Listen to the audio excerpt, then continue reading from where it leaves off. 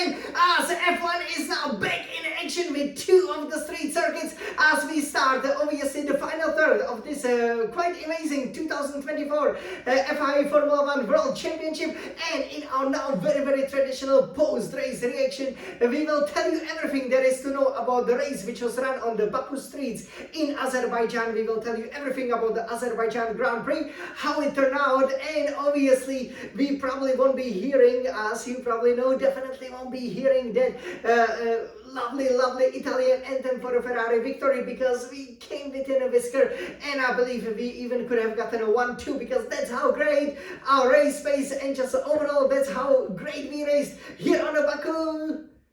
So over here, let me tell you everything about it. Let me break it down, and as obviously we will then take a look also at the Drivers' Championship and the big change in the Constructors' Championship, which obviously hasn't happened for over almost, I believe for over 2 years. Quite amazing, isn't it? So, we have a new leader, but the big question is, when will it be finally the red Ferrari leader, especially in the lead of the Constructors' Championship and the Drivers' Championship, because it's really heating up. So, overall, I have to say this was once again one of the most entertaining races. The races are so much fun to watch, even though obviously the final result didn't come our way. I still believe we put in a great show. I believe it was a great performance, and a little bit unlucky. Basically you also need to be brave around Baku. Can you? So were we brave enough? This is what happened. So Charles Leclerc, 4th pole position in a row in Baku. That's absolutely fantastic. Using that amazing Scuderia Ferrari Formula 1 racing wheel, he just planted it on pole position, clearly had a pace. I believe, he's mega around, especially, the old 12th century old castle right in the middle over there, of the Baku Old Town, and especially in the middle sector, he really planted it on pole position, did a fantastic job. It was a pity that Sainz didn't protect that front row, because I believe if he qualified on the front row, it would have been even better. As it turned out, it was quite interesting with lots of very strong drivers, even the first, basically the last two world champions and the contenders for a championship starting out of the place. I thought this was a great opportunity to win the race. In Baku, it was always really going to be a one stop, even though lots of the teams were concerned about the tire wear. It wasn't really an issue, especially on the hard tires. Or was it? What do you think? Well, we had a start, right? So 5 lights went out. Leclerc, I believe one of the best starts of the season. He just simply sped away from Piastri and kept the position really well. Sainz was a little bit unlucky to get boxed in over there. There were no collisions, but for Sainz, really losing that position to Perez wasn't ideal, and he wasn't really able to recover it until that very famous penultimate lap, which we will tell you everything about. And then obviously Piastri was strong, but Leclerc did a fantastic job managing it. And again, we always had enough of a pace. Once we were able to build a gap of over 1 second and obviously break that DRS zone, I believe Leclerc was in total control of the race. At one point, I think leading by almost 5 seconds. And it was interesting when people started stopping, right? For the new tires. It was around lap 15. And you would have thought, well, Ferrari did a great job. Had probably the best tire degradation in terms of not having much of it. And we stayed 1 and 2. And at that point, I think we could have stayed a little bit longer, right? Because sometimes you will be thinking, well, Leclerc was first. It was, I think, lap 18. And Sainz was about 8 seconds behind in the second position, and of course the other guys will be catching you up. But as Norris, for example, proved, who started 17, if you have a very big tire offset, you can easily, because the lap is that long, right? It's over 100 seconds long, as you saw, for example, in that time fastest lap in the hot lap that we did for you earlier in the weekend. Basically, it is easy then to make up the pace. So even though you are, let's say, 10 seconds behind, you can still definitely make up the spot. So I didn't understand why we didn't prolong that stint, but I think with Leclerc they really saw that it was important to just keep the track position, so they stopped him. and he came out, but again Piastri was very, very close within a second. I thought, especially it was maybe important for Sainz to do a little bit what McLaren's did, to maybe back up the pack a little bit, which Sainz didn't. So, maybe a bit more of a strategic thinking would have helped, because obviously, it would have the concertino effect, and it could have helped Leclerc a little bit more. But what could have helped Leclerc, I think, would be, more of awareness and the racecraft, because Charles did a great job. But what I don't understand is why at the beginning of the lap 20, when Piastri was so far off, why did he leave the door open, right? He should have defended that inside a little bit. He even stayed, really a lot to the right. It was like, okay, you got the DRS, so I just let you pass, and then I will repass you. But I'm like, are you sure? When the McLaren was behind you, they pretty much didn't have a chance, right? It was relatively easy to defend. Why is that? Because, when you go, the Baku has a very long straight, but because you have, that full throttle 7-8 speed, the king, when you go left and right, I infamously crash, of course, it's a really difficult to follow the car, so you will lose a couple of tenths. Then the DRS comes like in the middle of the straight, and at that point you over 300 kilometers per hour. So it's not like the car is gonna go, instead of 340 suddenly 380. That would be again the top record speed in the Formula One, right? So you have to understand that top speed difference won't be that much. So it was a little bit disappointing, because if Leclerc defended it, I believe that he could have won the race. That was a really, the only mistake, really caught capping a little bit. And once he was caught napping, Piastri just made the move stick.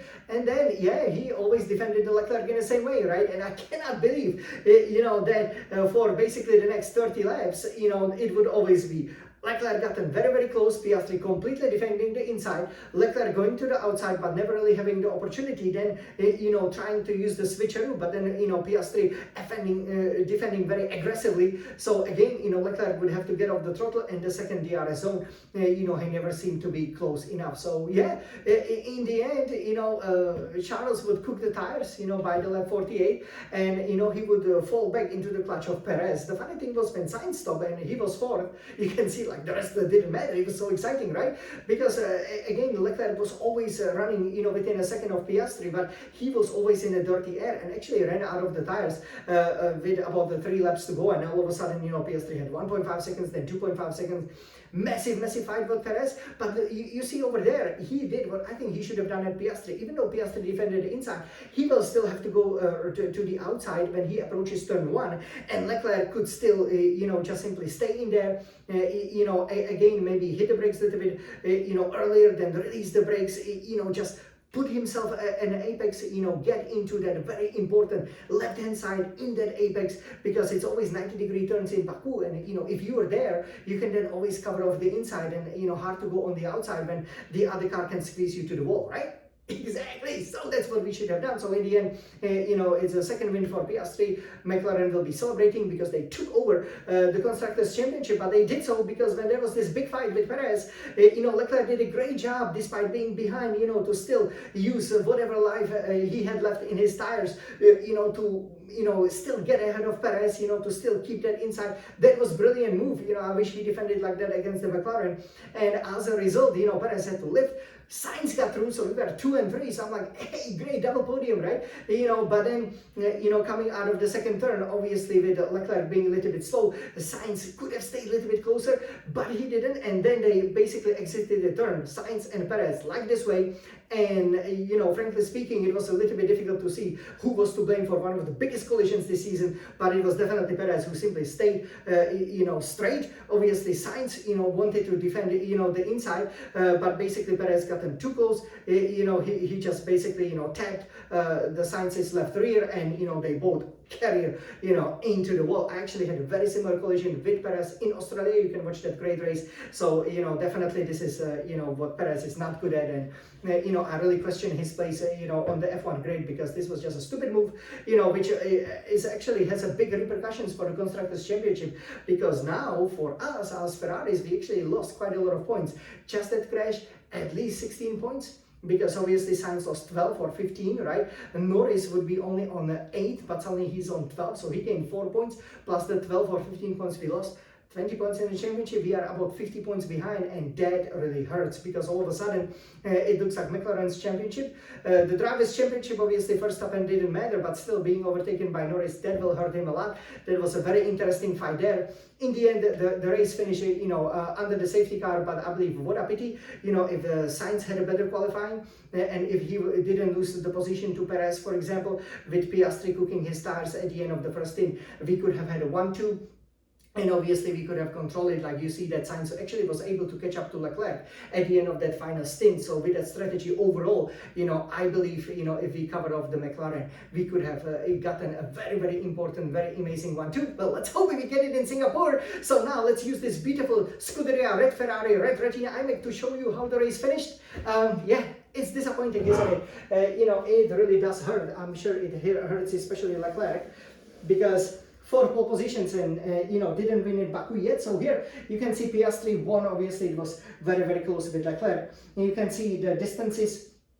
There are lots of seconds, but it's only because we finished under the virtual safety car, because due to that severe collision, obviously, between Sainz and between Perez. So we can see Russell then locked into the 3rd spot, and then obviously you had Norris overtaking Verstappen. That was quite amazing over there that he made it up. Williams did a great job. Colapinto, Berman in Haas, getting a point. Hamilton only 9. He started from the pits, obviously, and was never able to recover. Here this is how this is the Constructors' Championship. This is how the Drivers' Championship looks like. So let's check it out if we can over here. Okay, so yeah, it looks quite interesting. So over here, if we can to go into it, please. Yeah. Yeah, we can see. Okay, I'm really sorry, I cannot pull it up over here. So yeah, this is the Drivers' Championship. So 313 points for Verstappen over here. So leading, but losing bit of a ground to Norris. But Norris being 59 points behind. In Singapore, obviously Red Bull won't be strong. That's what we expect. Ferrari with Leclerc 235. That's 78 points behind. Big missed opportunity. Could have been 70 points behind. And look at Piastri with 222. Sainz now 184, definitely out of it. Hamilton 166, Russell 143. They keeping up there. Perez 143, clearly losing touch. He will finish 8th, I'm pretty sure. And then you had Alonso 58, Stroll 24. That's how the championship looks like. But here is that big change that we talk about. So in constructors, McLaren is leading with 476 points. Scuderia Ferrari is 425 points, 51 points behind. So very costly that collision with the stupid Red Bull. How many times we got hit by them? 456 points. Then Red Bull now losing by 20 points. And I don't see any way for them coming back. Mercedes having some of these off weekends really cost them 309 points. And then you can see 34 Aston Martin. So yeah, overall, this is basically how it now looks like. So great entertaining race. I hope you guys enjoyed as well.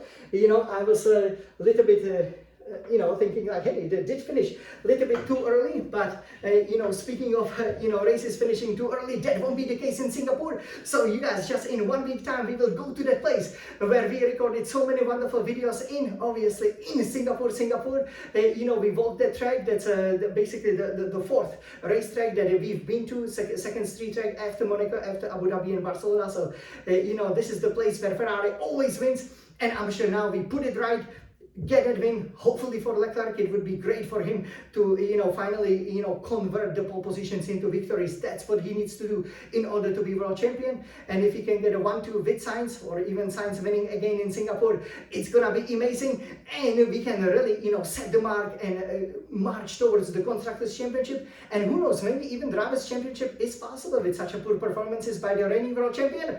What do you think? Let me know in the comments below. But over here, now, let's enjoy this run-up of a great street circuits for Ferrari as we enter this beautiful blue sky September. Forza Ferrari, let's go! We can make it! 7 more races to go! 7 titles! Michael Schumacher won it!